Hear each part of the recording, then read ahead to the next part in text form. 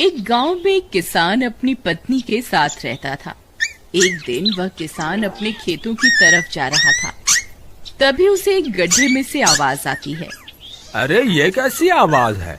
लगता है कोई कुत्ते का बच्चा है जो मुसीबत में है। मुझे इसे बचाना होगा, नहीं तो ये मर जाएगा। फिर वह गड्ढे में झांक कर देखता है तो उसे वहाँ एक छोटा सा कुत्ते का बच्चा दिखाई देता है। वह उसे देखकर दंग रह जाता है। उसका रंग नीला होता है। ये तो कोई कुत्ते का बच्चा लगता है, लेकिन ये तो नीले रंग का है। मैंने तो इससे पहले कभी भी नीले रंग का कुत्ता नहीं देखा। इसे घर ले चलता हूँ। सुमन तो इसे देखकर बहुत खुश हो जाएगी। देता है। अरे सुमन, जल्दी बाहर आओ, देखो मैं तुम्हारे लिए क्या लाया हूँ। तभी उसकी पत्नी बाहर आती है और कुत्ते के बच्चे को किसान के हाथ में देखकर चौंक जाती है। हाय, कितना प्यारा है।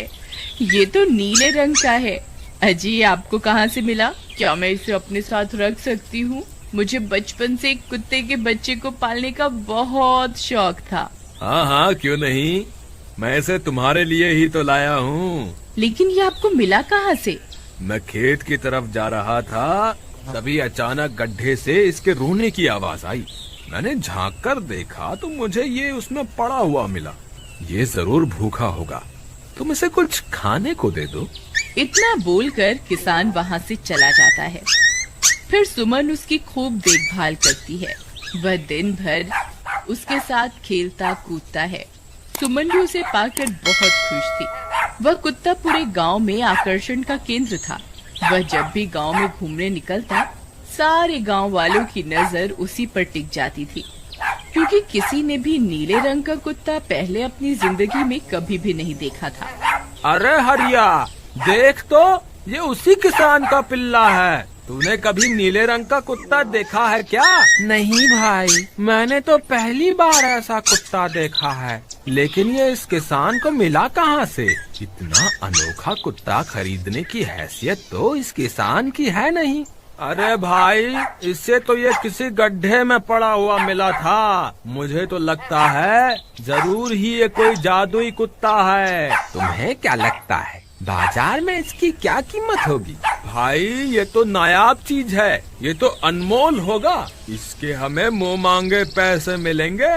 भाई, हर नायाब चीज पर तो सिर्फ हमारा ही अधिकार है। देर किस बात की, आज रात को ही इसे किसान के घर से चुरा। रात होने पर किसान और उसकी पत्नी घर में सो रहे होते हैं।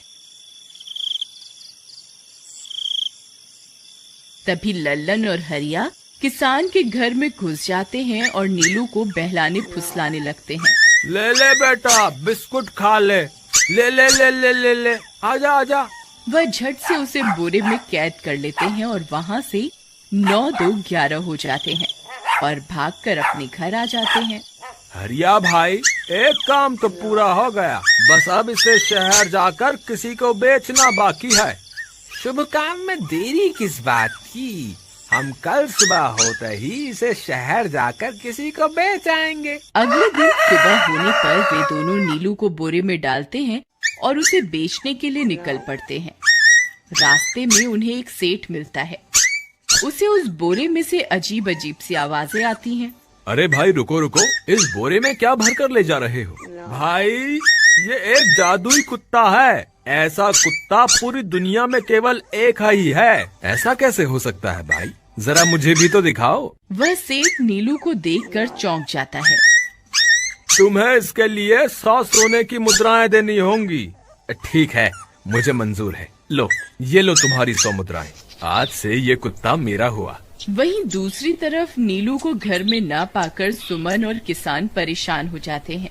सुमन का रो रो कर बुरा हाल हो जाता है। नीलू, तुम कहाँ चले गए?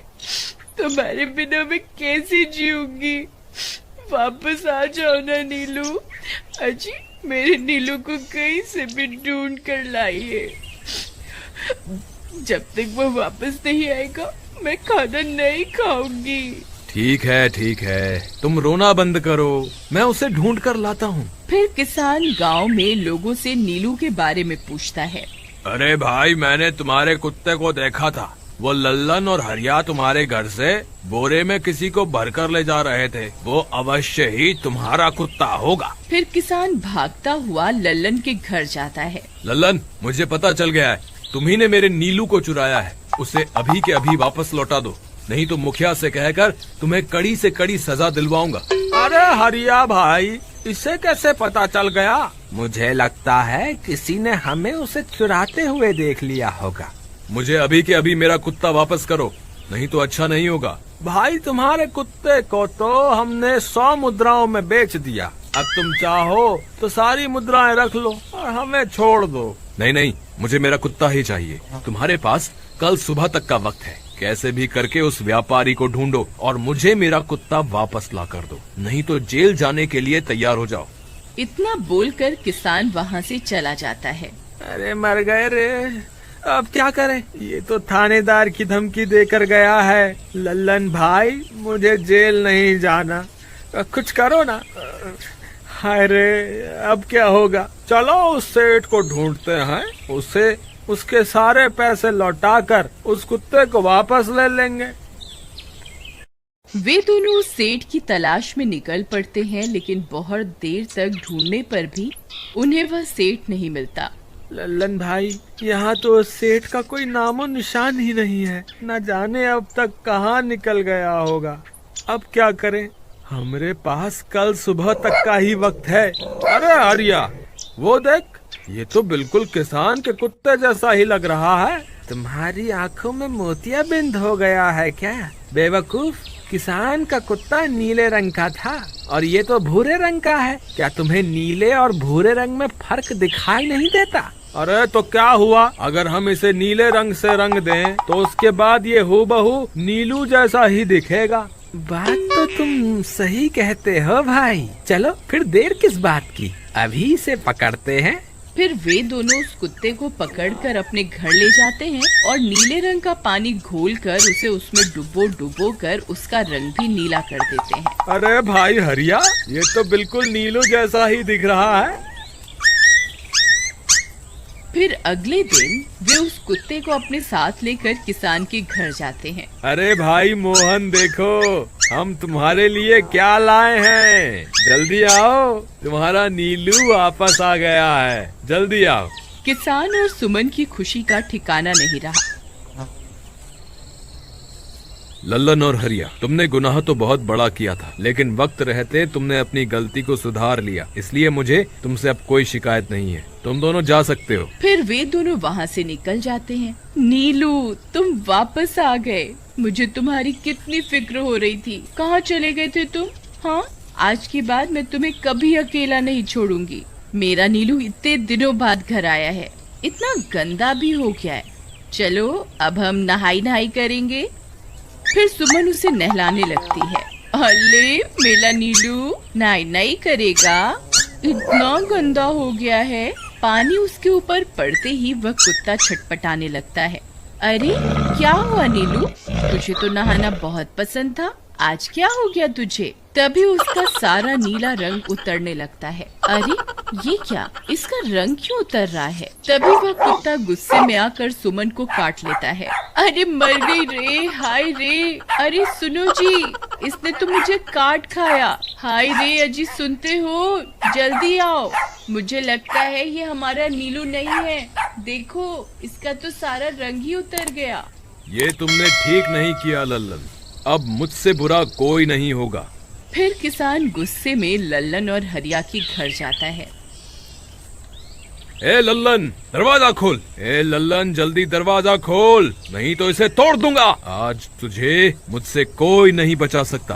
अरे मर गए रे, ये तो उसी किसान की आवाज है। लगता है इसे हमारी तरकीब के बारे में पता।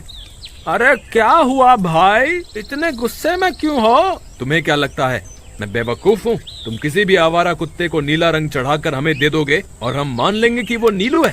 भाई हमें माफ कर दो, हमने उस सेठ को ढूंढने की बहुत कोशिश की, लेकिन उसका कोई नामो निशान नहीं मिला। भाई तुम ये 100 मुद्राएं रख लो, अब इससे ज्यादा हम तुम्हारे लिए और कुछ नहीं कर सकते। अगर तुम चाहो तो हमें जेल भिजवा दो, हम दोनों अपनी गलती की सजा काटने को तैयार हैं। किसान उदास हो जाता है और उनसे 100 मुद्राएं लेकर वापस अपने घर आ जाता है। मुझे माफ कर दो सुमन, मैं तुम्हारे नीलू को नहीं ढूंढ पाया। ये लो, ये 100 मुद्राएं हैं। नीलू को बेचने पर उन्हें इतने पैसे मिले थे जो उन्होंने मुझे दे दिए हैं। उन्हें अपनी गलती का बहुत पछतावा है, लेकिन अब कुछ नहीं हो सकता। नहीं, मेरा नीलू जरूर वापस आएगा। हम एक काम करते हैं, कल सुबह इन 100 मुद्राओं का भोजन खरीदकर गरीबों में बांट देंगे। क्या पता उनकी दी हुई दुआओं से हमारा नीलू वापस आ जाए। अगले दिन सुबह होने पर वे दोनों उन पैसों से गरीबों में भोजन बांट देते हैं और वापस अपने घर की ओर चल देते हैं। तभी उन्हें कुछ आवाजें सुनाई देती हैं। वे दोनों चौंक जाते हैं। अरे, ये तो मेरी नीलू की आवाज है। नीलू, नीलू, तुम कहाँ हो? तभी सामने से नीलू भागता हुआ उनके पास आता है। नीलू, तुम वहाँ